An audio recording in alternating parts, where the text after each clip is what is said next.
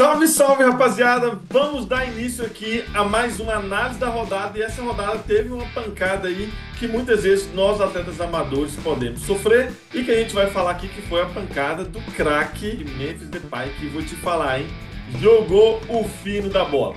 E seu time nessa rodada no Brasileirão Série A, como é que foi? Ganhou, perdeu, empatou? Já coloca aqui nos comentários que a gente vai falar um pouquinho de cada jogo aqui. E que rodada polêmica, hein? A juizada andou chamando a atenção. Árbitro de futebol bom é aquele que não aparece. Então essa rodada só escalaram os ruins. Não é segredo para ninguém que a arbitragem brasileira, né, nunca foi aí uma unanimidade com constância, né? Normalmente estão envolvidos em erros e nós vamos falar também sobre esses erros. Então vamos começar a análise da segunda rodada do Brasileirão Série A. Fui!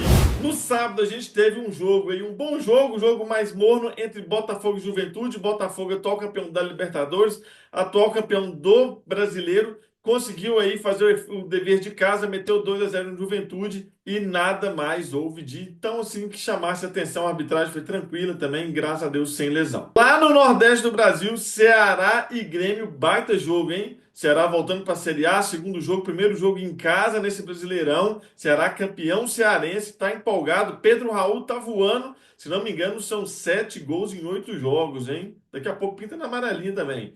Mas o Ceará fez uma baita partida, muita transição rápida, muita velocidade. Léo Condé fazendo um baita trabalho. Conheço o pessoal lá do Ceará, do departamento da fisiologia e performance, estão fazendo um baita trabalho. Poucas lesões no clube esse ano.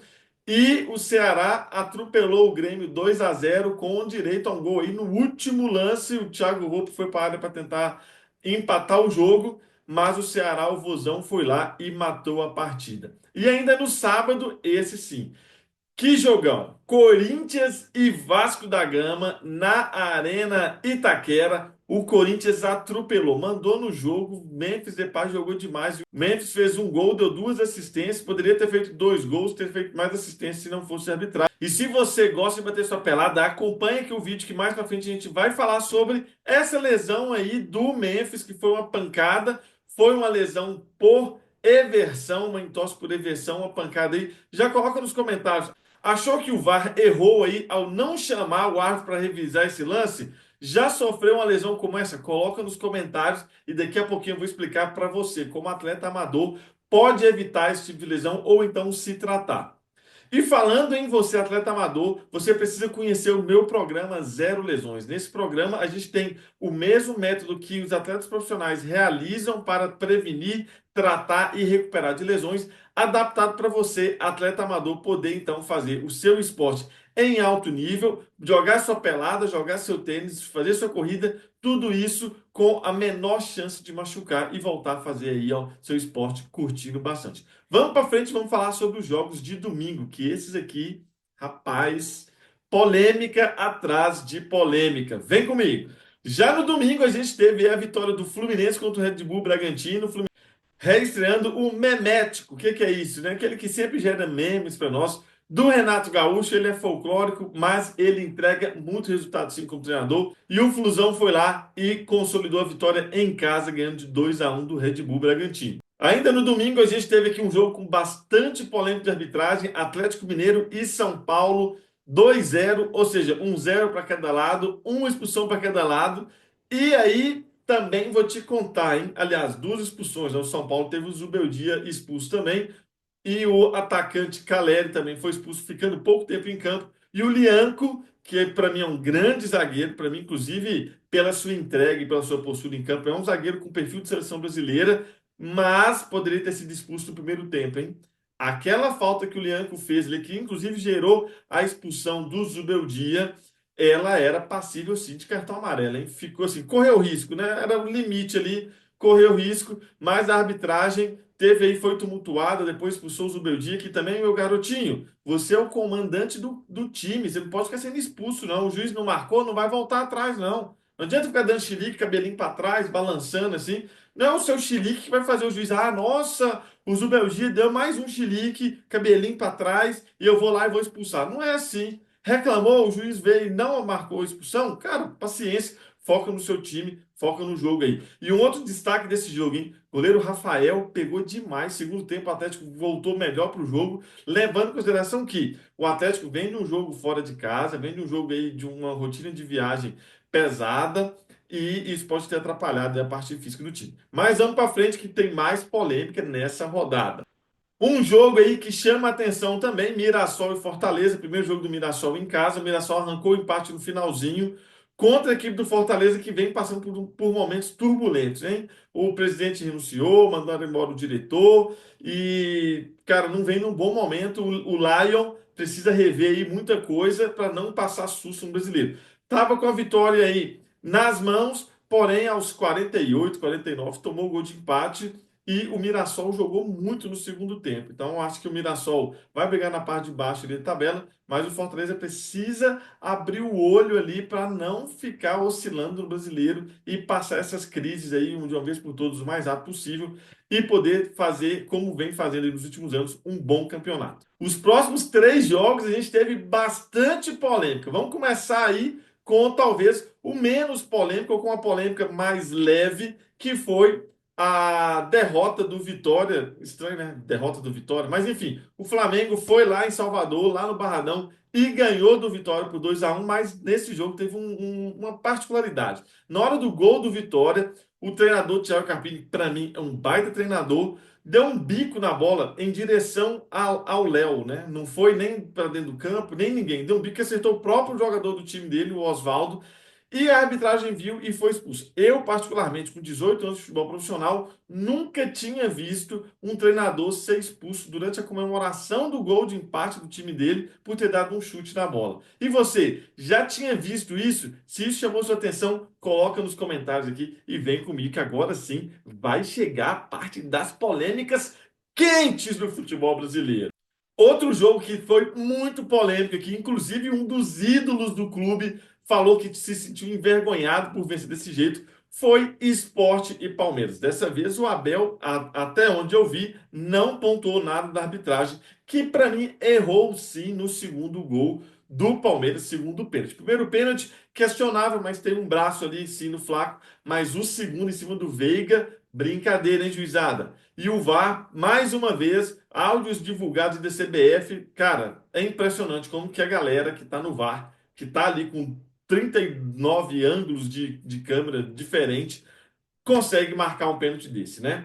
Enfim, marcou o pênalti, o Veiga não tinha nada com isso, foi lá, bateu, fez o gol e trouxe a vitória para o Palmeiras aí, que está com 4 pontos no campeonato e conseguiu aí um resultado muito difícil lá em Recife contra o Sport. Agora, o último jogo que a gente vai analisar aqui, um lance que é um absurdo.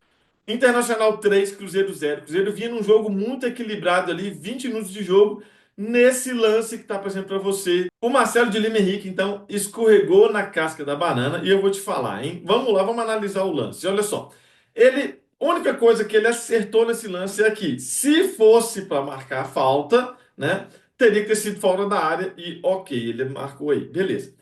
Mas o lance da expulsão do Jonas Jesus, bom zagueiro que o Cruzeiro tem aí, zagueiro novo, com muita força, muito tempo de bola, muita parte tática, bom zagueiro, cara, não foi nem falta. E aí, jogando lá no Beira-Rio, com jogador a menos, é difícil. Se jogar com os 11 contra 11 é difícil, principalmente no bom futebol que o Inter vem jogando. Ele expulsa, então, um jogador do Cruzeiro, que, olha só, analistas, né, o PC de Oliveira analisou, não é para expulsão esse lance, não foi nem falta esse lance. O Wesley, ele no giro, ele desequilibra, tem um contato ali, mas diversos comentários de arbitragem falam que não foi faltoso, e aí acabou atrapalhando. O jogo poderia ter outro resultado, né, diferente da derrota do Cruzeiro para o Inter? Poderia. Seria um jogo mais equilibrado? Seria. Jogar com um a menos lá embaixo é muito difícil, principalmente quando a expulsão vem no equívoco da arbitragem. E você, o que achou das polêmicas da arbitragem nessa segunda rodada? E vou te fazer mais uma pergunta. Acha que essas polêmicas, acha que esses erros de arbitragem vão ter papel decisivo no decorrer do Campeonato Brasileiro? Já coloca aqui nos comentários qual é a sua opção. Já coloca aqui nos comentários qual é a sua opinião sobre a arbitragem brasileira na interferência das partidas. Na minha opinião, galera, isso só vai acabar quando os clubes tiverem um direito limitado a exigir a intervenção do VAR, como é em outros esportes. O tênis, né, tem os desafios, o vôlei tem o desafio. Isso só vai acabar, essas polêmicas do VAR só vão acabar quando o Marcelo expulsou o atleta, beleza. O atleta, o capitão do Cruzeiro, pediria então revisão do lance com o Marcelo de Lima Henrique olhando o lance na televisão, sem opinião de árbitro, sem a opinião dos árbitros da cabine.